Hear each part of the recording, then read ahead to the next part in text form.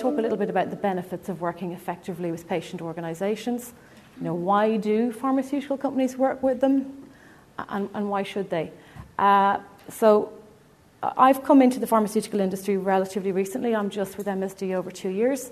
And I suppose in this role, I came in kind of cold and looking at what do we need to do and how do we need to engage. And when I look around at why pharma companies work with patient groups, there's a couple of things. If you ask people, they'll say, for the benefit of patients. And, quite clearly that's important. But also will say things like it's something we've always done. It's a good thing to do. And then, that there's things around raising awareness of diseases, risk factor awareness increases diagnosis, and these types of things bring obvious benefits to the business. Pharmaceutical companies typically have supported the development of patient education materials, and those kind of straightforward sort of interactions. I would question whether some of that really is crossed over or confused with what I would consider corporate giving or stuff that sits within corporate and social responsibility. We make some money from medicines, and so we should give something back. And perhaps there's room to think about it and do it a little bit differently. Now, not to say that there are not fantastic relationships and programs there.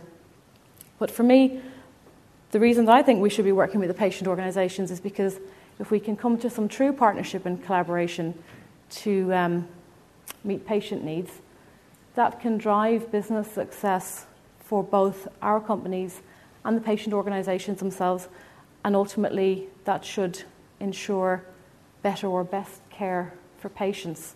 So this is all about where we have common ground, where we can meet and work together to improve things for patients. So some of these key elements, are around stakeholder engagement. So if we are to be truly patient-centric, the patient is a key stakeholder. Because it's not always possible or easy to interact with patients directly, the patient organisations should be one of those key stakeholders. And it's possible to have a two-way relationship there. They can help us to bring the voice of the patient into the business. They can help us to be cognizant of that patient voice in our strategic planning. So it's very interesting what Andy was saying, right from early on in the life cycle, having that patient voice in R&D, in development of medicines and devices, and all the way through the life cycle and the patient journey, it's really important, I feel, that the patient voice, the true patient voice, is integrated into that. And patient groups are a great way to access that patient voice. Partnering together with them, we can be stronger. So really, patient organisations are very strong in terms of advocating for access to medicines for patients and to accessing better services. We've seen in our local market a lot of direct patient activism in regards to access, because with the really increased pressure on the healthcare system, we've seen like cystic fibrosis patients out there in the media really pushing really hard for access to new treatments, and they've been successful in achieving those. Similarly in oncology, we have an ability to be able to support and to help in that. Access to new medicines is something that's very important. And having effective patient support strategies, again, this is coming back to something that Andy said, but it's incredibly important. Empowerment through self-management. Many patient organisations will run quite good patient support programs or self-management programs. These are very well-established evidence-based programs, often based on the Stanford model. And the empowered patient is a patient who will adhere to their care plan. So not just their medicines, but everything else. But again, patient organisations can really help us in terms of, as we develop those patient support strategies, to understand, what's likely to work, what they want, what they don't want, and can be a very useful voice in that planning.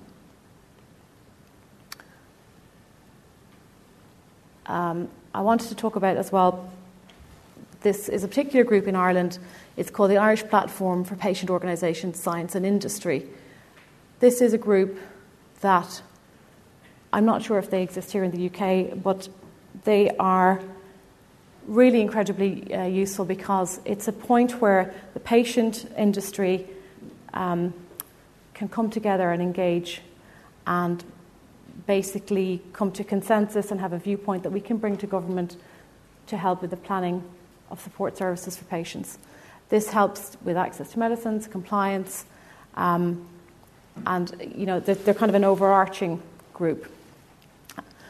And when you have the opportunity to work with these type of organisations, I think it's really important that we do, and that we're seen as a partner and that we work together, because sometimes I think there's a kind of a divide between industry, patient organisations, and there's not necessarily a willingness to come together.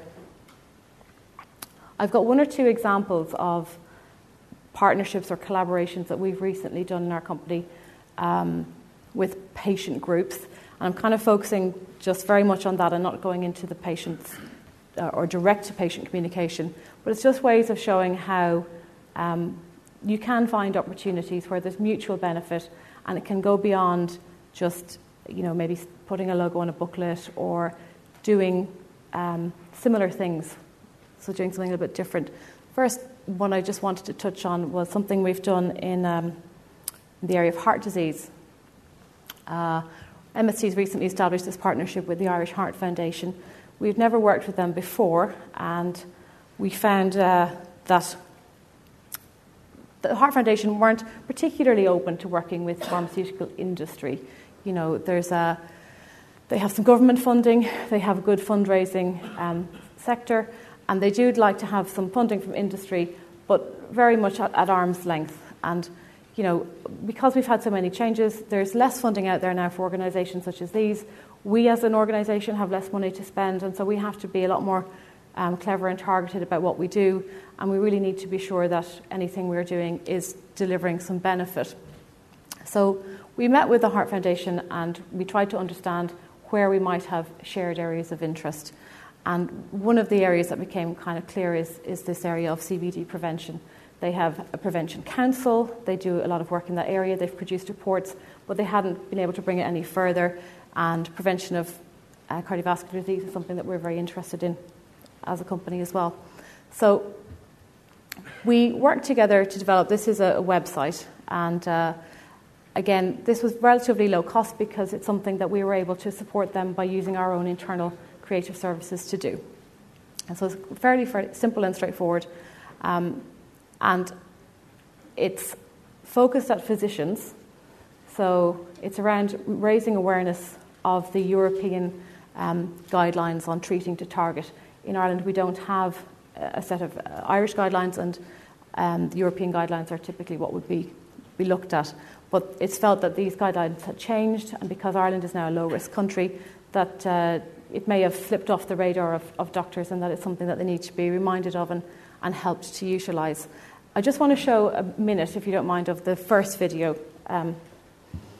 So I just wanted to share that with you because I think it's a very kind of a powerful opening. Professor Graham was the head of the joint task force that developed these guidelines for Europe. It's something that's considered very important within our own country, and as he said, 5,000 people will die from coronary heart disease this year. And there's a burning platform of making doctors aware of the guidelines on treating to target. We have a business interest in that area as well. And I think it's okay to say that, and that's why we can provide funding. It's not because it's a good thing to do, or not just because it's a good thing to do. It's not just because there's something that we'd like to participate in. Any project that we do has to be funded from somewhere, and so realistically, we've got to be able to find common ground. So common ground in this case was this prevention website. And one of the nice things about it is because we were able to truly partner with the Heart Foundation on it, we were able to get the endorsement of all these other stakeholder groups, the Irish College of General Practitioners, the Health Service Executive. You can't really see these logos, but basically they're all the key players within heart disease and heart prevention in Ireland. So in one simple place, the guidelines are there. It's encouraging doctors to look at that and to treat to those targets, and it's endorsed by all of the other stakeholders. So for me, this is what kind of collaboration and partnership is really about. It's about bringing together all of the interested parties, if you can, to come together on a common message and really just find something that will resonate. And that's, one example. I have another one. It's also a heart kind of disease example, but I wanted to talk about this because Cree, which is a word over there on the left-hand side, Cree is the Irish word for heart, and Cree are the West of Ireland Heart Foundation, is how they would describe themselves. And Cree were established about 20 years ago as a group of business people in Galway who were fundraising for an ambulance because there was an absolutely abysmal ambulance service in the west of Ireland. Roads are very tiny and it's quite remote, and people were dying before they ever got to hospital. And so that was how this organisation was born. And over the years, we supported Cree with a couple of things. One was their My Action programme, which is an evidence-based programme around cardiac rehab and prevention. And through some support from MSD, that became a self-sustaining initiative.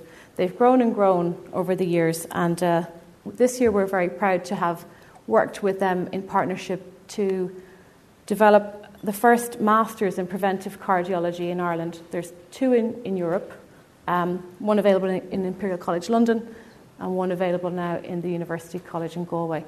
And again, this is an area where we found that we had common ground. And again, it's a type of project where we could work with a patient organisation to help them develop something and deliver it in a way that it can then become self-sustaining and revenue generating. So we don't stay involved forever.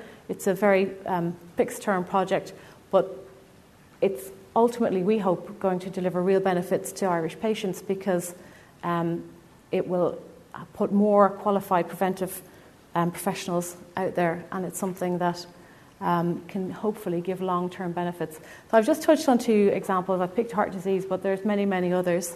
And when I kind of thought about where we finish and where do we go next, we are all patients or all will be patients at some point in the future. And so having that patient view and understanding that companies who are developing medicines and new devices and treatments, that they hear our voice, I think it's really vitally important. It's something we would all want for ourselves and our families. I like this quote from Leonard Kish in Forbes magazine, who said that patient engagement is a blockbuster drug of the century. I think with the increase of personalisation and personalised medicine, I certainly feel that is true. And so we need to use all our channels to engage patients, and patient organisations is one of those. So thank you very much.